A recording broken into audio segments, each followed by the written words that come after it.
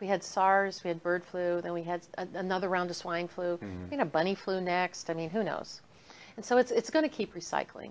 But what those two big pushes were for in 2005, the bird flu and then swine flu again, was the $7.2 billion that George Bush gave to Novartis to develop their new flu shot factories. And then when swine flu came along, it was the rest of the money that the government gave them to build new flu shot factories.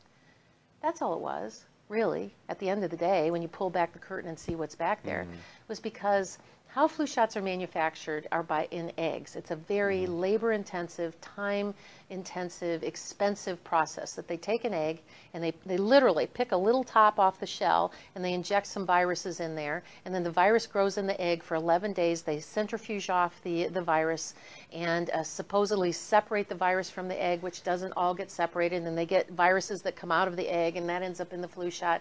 And that's how flu shots are made. Very expensive, time, labor-intensive. Well, now they're going to a new type of technology called a cell line technology.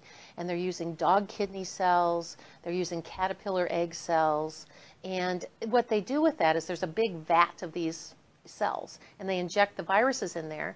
And so then they can harvest flu vaccine every 6 to 8 weeks. With the egg process, you had one flu shot season per year because it was very time and expensive technology.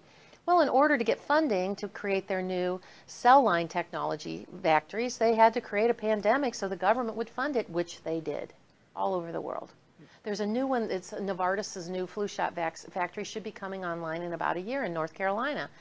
Lots of new jobs down there to create flu shots, and in the flu shot factory, and it's going to be made from dog kidney cells. So now you're going to be getting dog DNA injected in you. There's another technology that uses cells from aborted retinas, of aborted fetal tissue. That's coming online for flu shots. And they're also using something called a baclofen, which is made from insect cells. So now you'll be getting insect cell DNA injected into you. These things are filthy. And why would you ever want that into your system? To keep you from getting the flu? My goodness, flus come and go for almost everybody. And, and even people that have chronic diseases and that they're more concerned about, we don't want people with heart disease, high blood pressure, cancer, whatever, getting the flu. Were flu shots ever really tested on those people? The answer is no. When they come out with a new flu shot or any new vaccine, they test it on completely healthy people.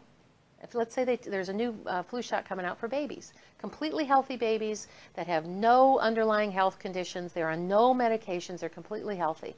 We test to see what the side effects look like. There aren't very many. Oh, now it's approved. Who gets those shots? The kids with asthma, allergies, seizure disorders, cancer, leukemia.